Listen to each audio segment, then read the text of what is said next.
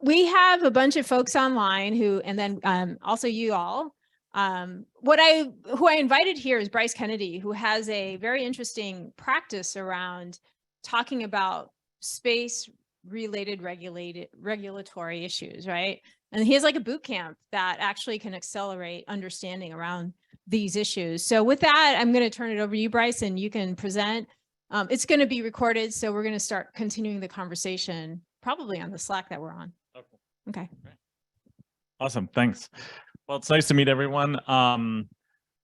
Yeah, so I am president of the Association of Commercial Space Professionals, and what we're working hard at is removing any type of barriers for startups. We're focused on education, training, advocacy, and infrastructure.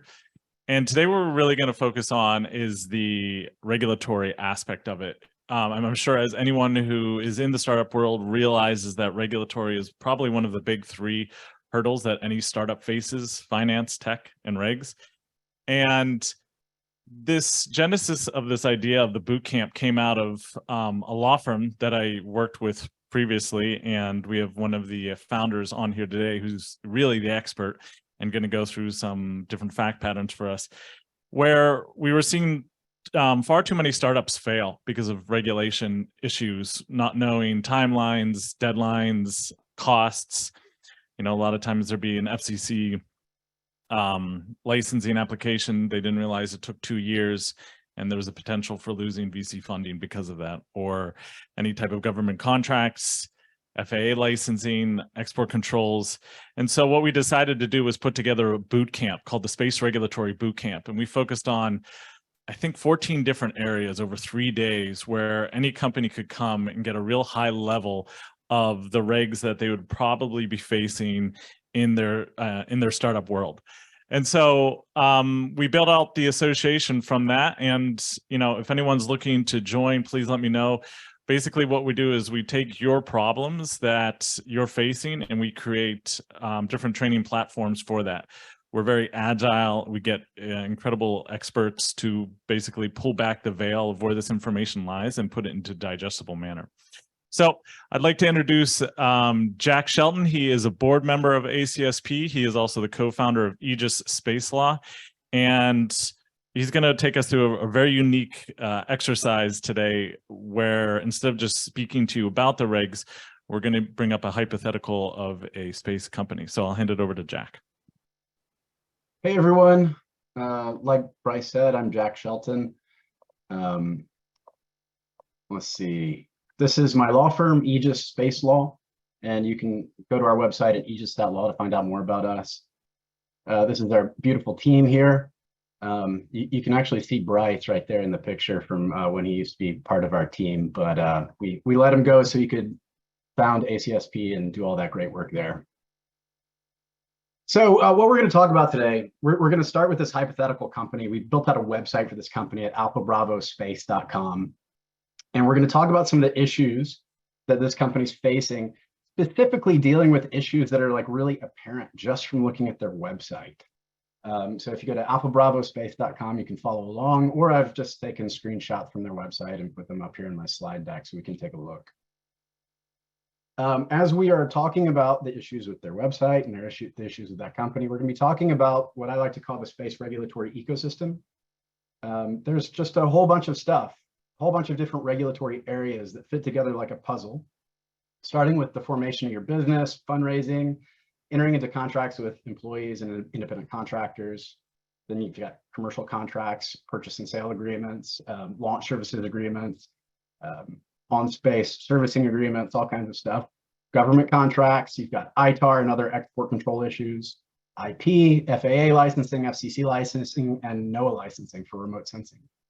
All of these issues, obviously, I mean, most space companies are going to have to be dealing with the majority of these issues, except FAA licensing and NOAA licensing, sometimes not as much, but most of the other ones, yes. What we're going to be focusing on the most, I'm not going to be able to touch on all of these today.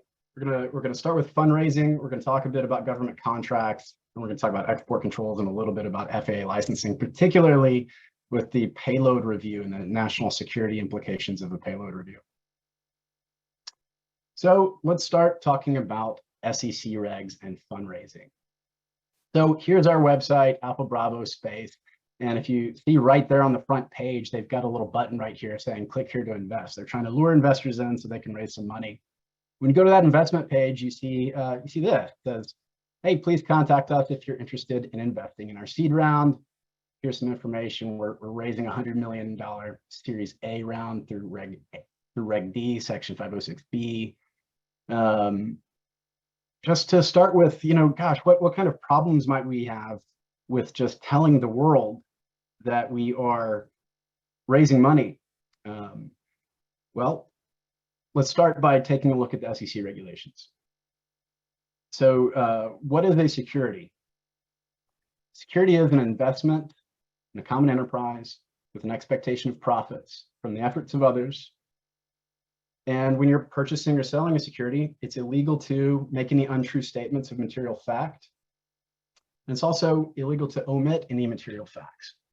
So they're clearly trying to sell some securities here on their website because they're advertising them.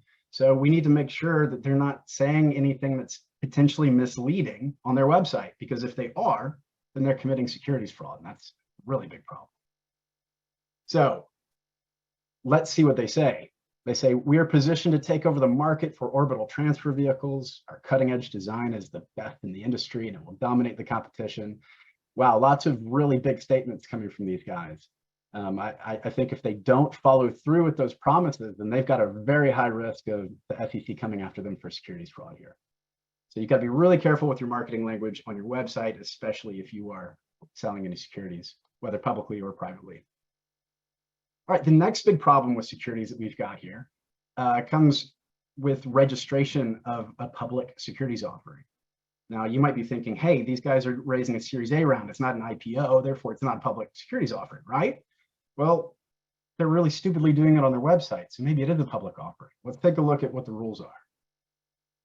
So the baseline rule says that it's illegal to offer or sell unregistered securities. That's just the base rule. If your securities are not registered with the SEC, you cannot sell them, and you can't even offer to sell them. You can't advertise them. That's the base rule.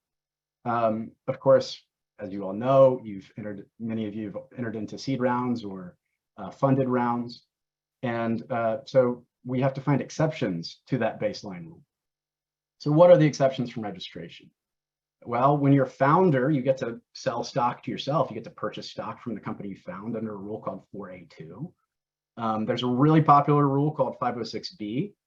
And this is the one that typically companies who are raising money rely on. There's another one at 506C, Reg CF for crowdfunding, many of you probably heard of. And then when you're selling stock to your employees under a stock option plan, there's Rule 701. Okay, so here they say on the website, you probably wouldn't see this on our website usually, but they give us a little info so we can do our legal analysis here. They say that they're raising money through Section 506B. So unfortunately, when you're raising money under 506B, everyone has to be an accredited investor who you pitch to, and there can be no general solicitations. Now, putting something up on a website where you are advertising to the world is a general solicitation. So this is very illegal for them to do this, and the SEC should go after them and shut them down. So be very careful anytime you are selling securities that you have thought through which exemption from registration you are going to be operating under.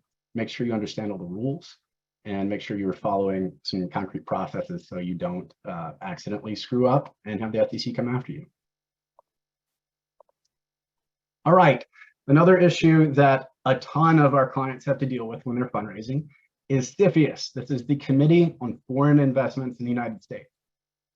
A ton of our clients try to raise money from foreign individuals or from American funds that might be owned by foreign individuals or foreign companies. So what's this all about? Well, let's take a look at Alpha Bravo Space again. And let's look at their team.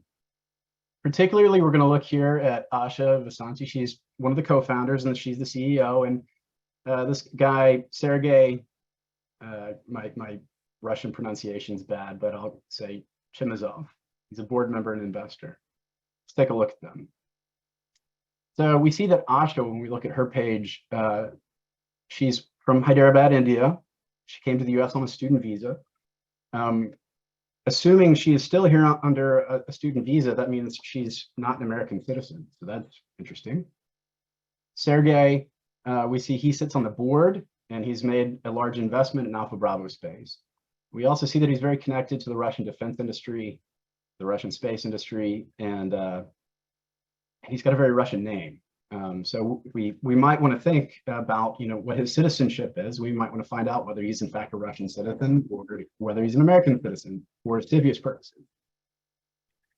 So why do we care about CFIUS? Well, if they have jurisdiction over a transaction, over an investment, then the President of the United States may suspend or prohibit the transaction if the transaction results in foreign control of a US business, and then they believe that there is some sort of a threat to national security coming out of that. When, in certain instances, if you're going to go through with one of these transactions, I mean, you're not really assessing yourself whether you think there's a national security threat. In fact, in certain instances, you are required to make a disclosure to CFIUS before you engage in one of these transactions, particularly if you have what's called a TID business. And without going into that, I'll just explain that most companies in the space industry that we work with, most of them are TID businesses because they deal with what's called critical technology. And then in certain instances, you want to voluntarily disclose your transaction to CFIUS because if you do, and they green light it, they say, hey, we don't think this is a national security problem, they are not allowed to come after you later. So sometimes we voluntarily disclose stuff. So when does that CFIUS actually have jurisdiction to review something? Well, the two major instances in which they do, there's actually four, but we're just going to look at two, is when you have what's called a covered control transaction or a covered investment. And we'll look at those definitions in 1 second. Fortunately, they don't have jurisdiction over what's called a greenfield investment. So if you are a foreign person and you have, like, let's say a company in Germany, and you want to start a subsidiary in the United States, that's not an investment that's subject to CFIUS review because it's a greenfield investment. You are creating the company, you're founding it. You're not investing in a company that already exists in the United States. But if there's a company that already exists in the United States and a foreign person invests into it, then we need to do this analysis. So first, we look at what's a covered transaction. Any transaction where you've got a foreign person and the transaction could result in control of a US business. And so first, let's look at the word control. Many people look at the word control and they think, oh gosh, well, if this investor is not gaining 51% of my company, then well, clearly he doesn't control it because he can't vote his stock and make changes. However, CFIUS looks at the word control very broadly. In fact, you could have control that arises out of certain contractual relationships. And you could have control even through what's called a dominant minority shareholder position. So there's a lot I could go into there, but we will run out of time if I do. So just know that control is incredibly broad, much broader than you might think. Next, we have a covered investment. This is another way that CFIUS can have jurisdiction. And this is what happens quite a bit in some of the companies that we work with and what we try to avoid. So an investment by a foreign person, other than accepted investors, that's typically investors from the UK, Canada, or Australia, into an unaffiliated TID US business. That's a business that deals in ITAR stuff or stuff that's on the Commerce Control List, such as spacecraft that are controlled for certain reasons, as well as a whole bunch of other stuff. So most of the companies we deal with are TID US businesses.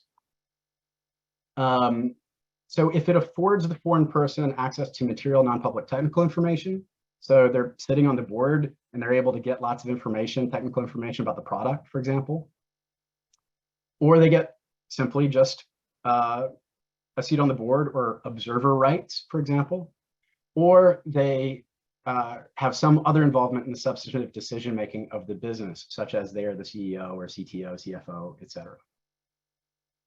And if that decision-making involves the critical technologies or certain other things. So in the instance where Sergey, our friend Sergey, the Russian national, is a board member if in fact he's an investor who didn't come in on the ground floor as a greenfield investment, well, since he's on the board, it looks like we're probably going to have a covered investment. So it looks like we're probably going to have an issue with Alpha Bravo Space needing to report this to CFIUS. And if CFIUS is worried about this guy Sergey, which we will get to later, then they are going to shut down the investment. If it hasn't happened yet, they'll prevent it from happening. If it has happened, they will force the retraction of the investment. They will put in place what's called a national security agreement, which is going to cost the company potentially millions of dollars to set up systems to ensure that Sergey never gets any information about the company. And it's going to be a very big deal. So definitely something we need to keep an eye out for. All right, very quickly, we're going to talk about some of the government contract implications that we can see just on the website of Alpha Bravo.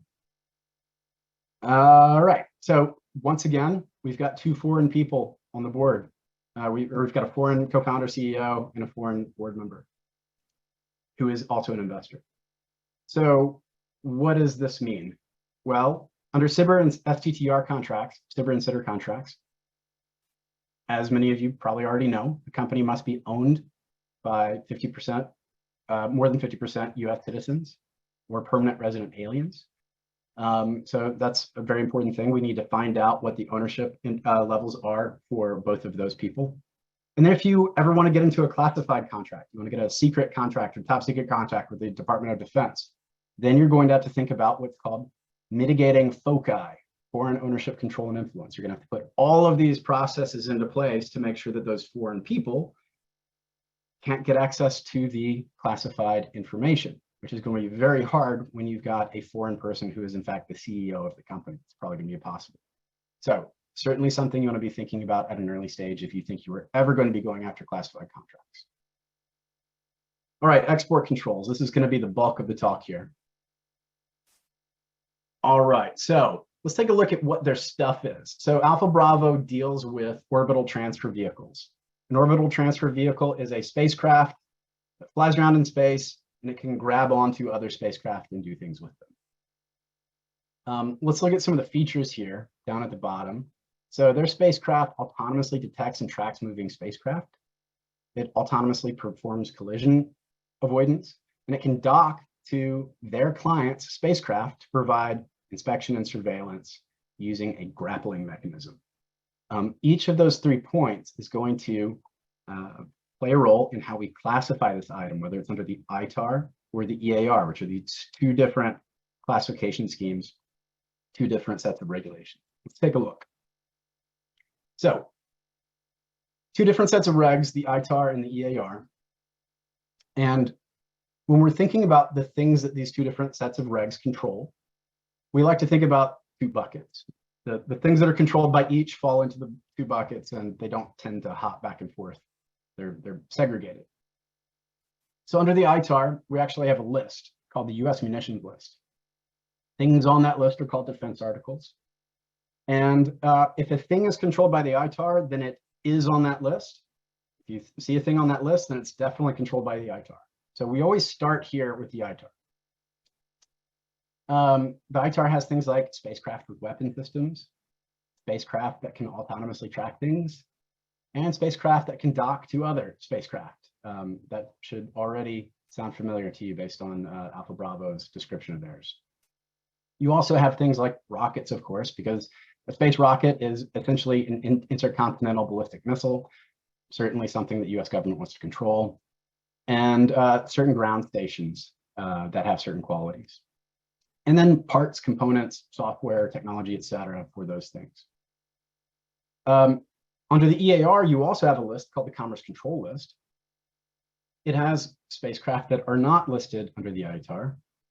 You also have ground stations that are not listed under the ITAR. You've got parts, components, et cetera.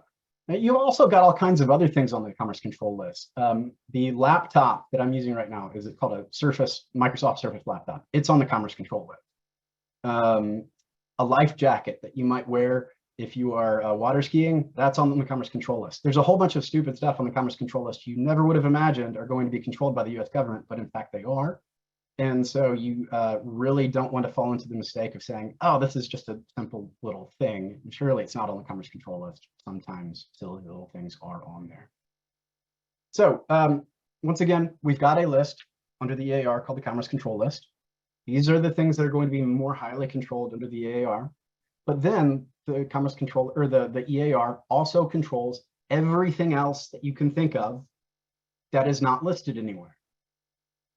Everything else that you can think of that is not listed anywhere, we call it EAR 99. So I pulled all of the silly icons that I could find in PowerPoint, just to give you an example. Cats, basketballs, guitars, shirts, etc. Silly little things like chewing gum.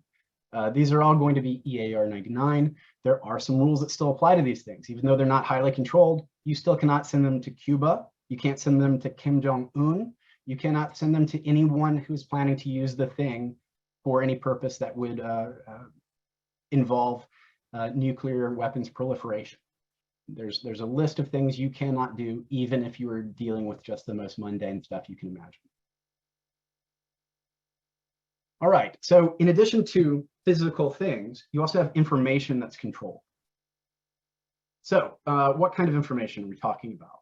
So both the USML, the US Munitions List, and the Commerce Control List, under both sets of regs, they both describe information that's required for the development, production, operation, repair, and other things of listed items.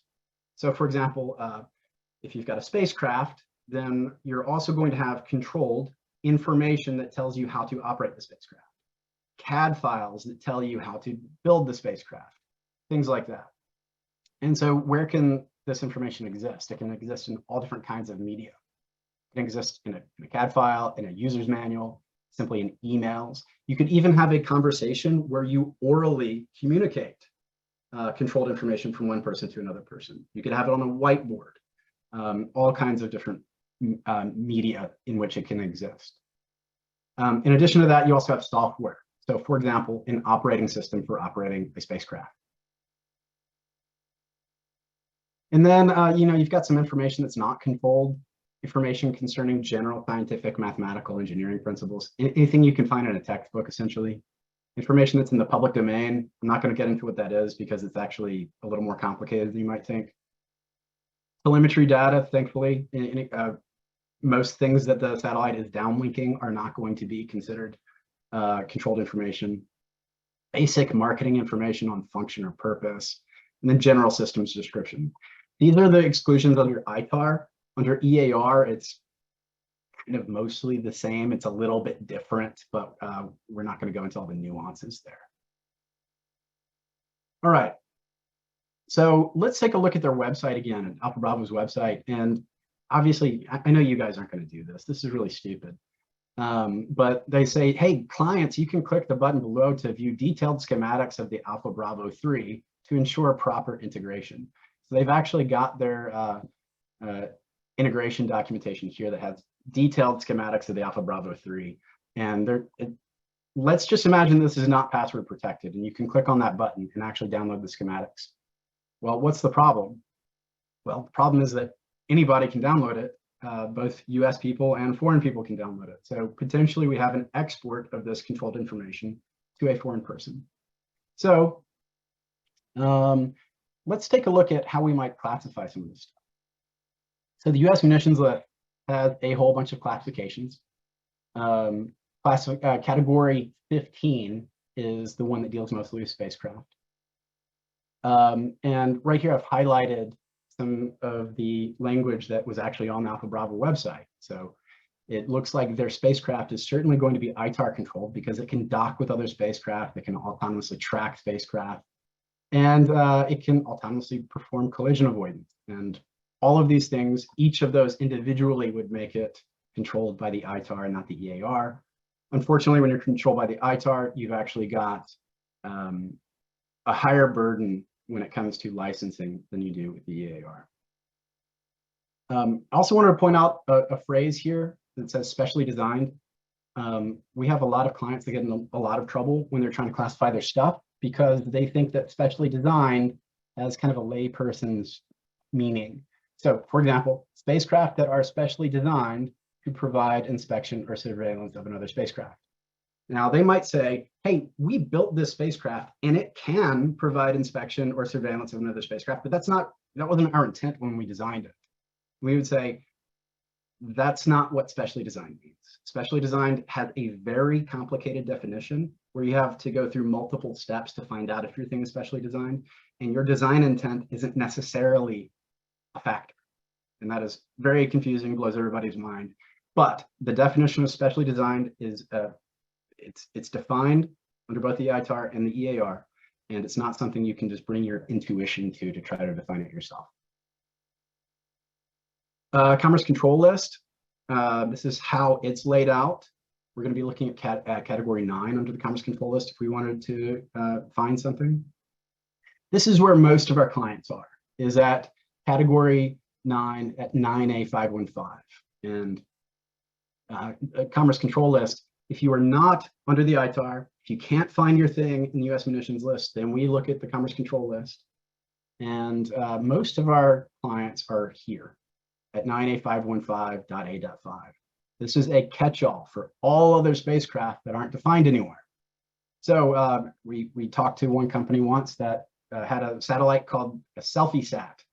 It was literally just a CubeSat with a camera that took selfies of itself while it was in orbit. That would be 9A515.A.5. It doesn't do anything special, and it's not described anywhere else, so it is described here. Now, you might be thinking, gosh, that is such a low categorization. Surely it should be easy to get, to be able to export this to anywhere without having to think too much about it. But in fact, category, subcategory A5, you have to get a license to export that thing anywhere in the world except for Canada. So there's still a very high burden for licensing here. Let's see, I've only got a couple minutes left. I'm going to skip ahead a bit. And I am going to look at some, let's look at restricted party screening. So essentially, just really quick, if you've got a thing that's on the ITAR or the commerce control list under either of those sets of regulations, you don't necessarily always need a license to export the thing to show it to a foreign person. But very often you do. There's a whole bunch of rules that apply, both in terms of whether you can export the thing, whether you can provide services with respect to the thing, and also one of the really big factors that plays a role is whether the end user is a restricted party. And simply showing technology to a foreign person is considered an export. So one of the things you always have to do when you are running your export compliance program and you are looking at your end users who you're providing technology to or sending a piece of hardware to, you have to figure out who they are and whether they are on any restricted party lists. So let's see, I'm going to skip on ahead.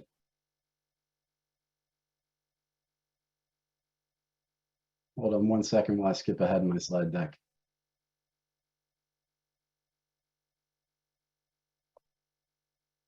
All right. Let's take a look at our boy Sergey here. The US government provides you a great tool. It's called the Consolidated Search or Consolidated Screening List. And it consolidates all of these different bad guy lists that the State Department and the Commerce Department and Treasury Department and all these other departments, they all keep these separate lists. But this tool consolidates all of them so you can search all these lists at the same time. So what happens when we search Sergey? Well, we find that he is a specially designated national. He has been sanctioned under Ukraine sanctions. Apparently, he's really good friends with Putin, and you're essentially not allowed to do business with him of any sort. Certainly, you cannot export technical data to him. You can't take investments from him. You can't talk to him on the phone, probably. If you were to buy him a scone at a cafe, you'd probably go to jail. So you can't do business with Sergey. It looks like Alpha Bravo's in a whole bunch of trouble.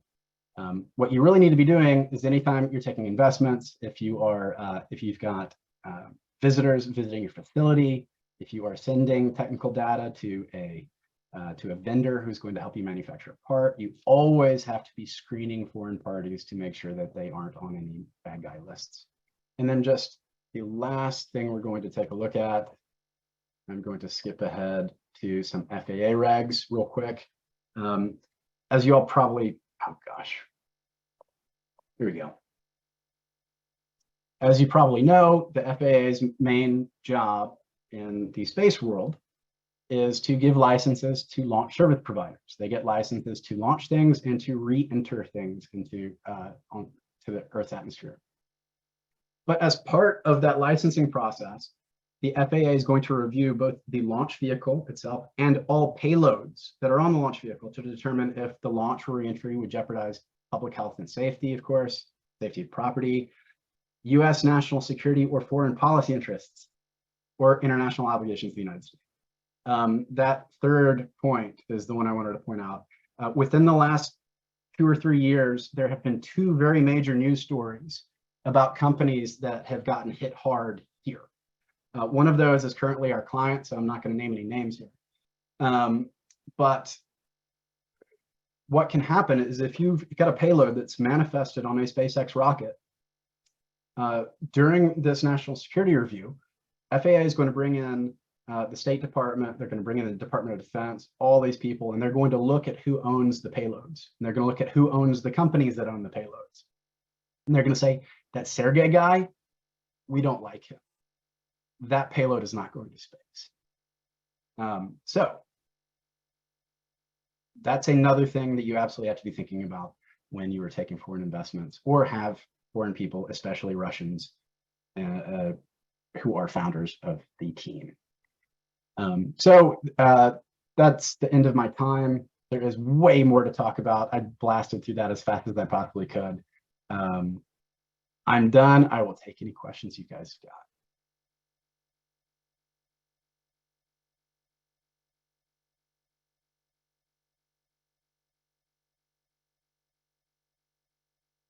I noticed some questions in the Q&A box on the bottom. You may want to go through those. All right. Ray asks, are you saying that open source that runs your spacecraft would be controlled information, or is it considered public domain? That's too specific of a question.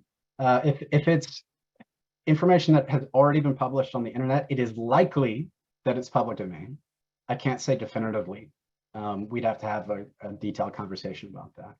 It is likely if you found it on the internet that it's public domain. If you're operating under the EAR and the software would otherwise be EAR controlled, if you find it on the internet, you're almost surely good to go and it's not going to be controlled. If the stuff would be controlled by the ITAR and you find it on the internet, the State Department has made a very an argument that I absolutely hate. I think they're reaching way too far. And they've said, if you found it on the internet, it's not necessarily public domain because somebody might have released it into the internet without having permission of the US government. And the fact that you found it on the internet and then you reshared it might mean that you've broken the law. So it's a nuanced conversation. All right. Anonymous asks, could you speak to regulations related to hardware and payloads that might sit on a rocket and or space situation? How do the ITAR and EAR rules apply? What should we be aware of? Gosh, there's a lot to go into there. The main things that you need to be worried about is sharing technical data with any foreign persons. Now, obviously, with your spacecraft, you're going to have to be sharing technical data with your launch provider, which let's just say presumably it's SpaceX. They've got a fantastic export compliance program in place. If you share your technical data with them, you don't have to be too worried about it. They're going to control it just fine, presumably. You're not allowed to share it with foreign persons, or maybe there's an exception to the rule that says you can share it with foreign persons in certain circumstances. We have a presentation that takes 4 days where we go through all of these rules.